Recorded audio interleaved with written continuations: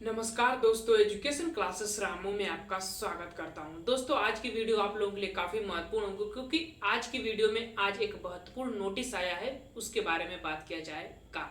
जो हमारे राज्य के शिक्षा मंत्री संदीप सिंह ने उन्होंने आज ये नोटिस दिया है। शिक्षक भर्ती के रिलेटेड शिक्षक छात्र का अनुपात की पूरी जानकारी उन्होंने दिया है और उससे आशा ये लगता है कि भविष्य में कुछ दिनों के लिए जो है भर्ती आने की कोई शंका नहीं है और आज उस बारे में बात किया जाएगा। तो पहले चलते हैं मोबाइल के डिस्प्ले पर और उसके बारे पूरी डिटेल में उसके बारे में हम बात करते हैं। तो चलिए मोबाइल के डिस्प्ले पर चलते हैं। तो चलिए अब हम अपने आ गए हैं मोबाइल के डिस्प्ले पर। देखिए यहाँ पर देखिए विधानसभा सत्र 2022 का है और दिन मंगलवार डॉक्टर मुकेश वर्मा जी ने ये सदस्य जो विधानसभा के सदस्य हैं और उन्होंने अपने 74वें प्रश्न में ये बात पूछी है कि क्या बेसिक शिक्षा मंत्री बताएं कि कृपया करके कि प्रदेश में परिषदीय विद्यालयों में वर्तमान बच्चे व नियमित अध्यापकों की संख्या कितनी है, इनका प्रश्न था। उसके बाद ये और था कि क्या सरकार बताए कि आरटीआई अधिनियम के मानक अनुसार 30 बच्चे पर एक अध्यापक का मानक प्रदेश में पूर्ण है या नहीं, ये बात थी इनके द्वारा।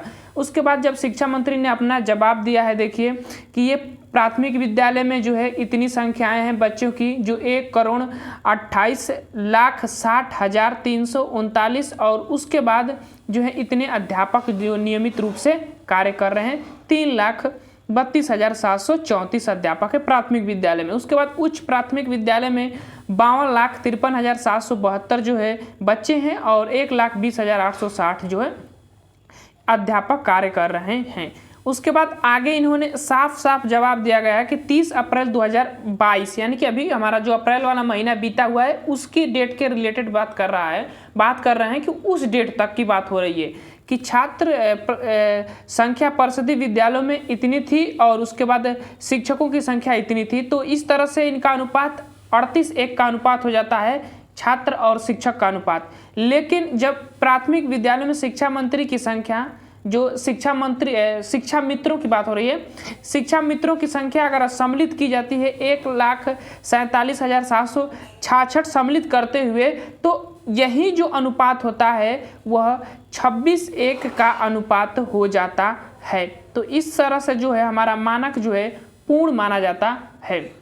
आगे चलिए और अगला है 30 अप्रैल 2022 की छात्र संख्या परिषदीय उच्च प्राथमिक विद्यालयों में जो कि 52,53,772 जो छात्र थे। उसके बाद इतने अध्यापक थे, उसमें 1,20,860 जो है अध्यापक थे। उसके बाद छात्र शिक्षक का अनुपात 43:1 का अनुपात था।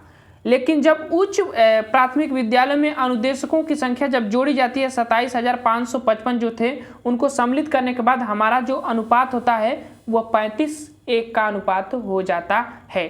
तो इस तरह से साफ साफ ये समझ में आ गया कि जो प्राथमिक विद्यालय का शिक्षक और छात्र का अनुपात है वो पूर्ण है। शिक्षा मंत्री के द्वारा से साफ साफ जवाब दे दिया गया है।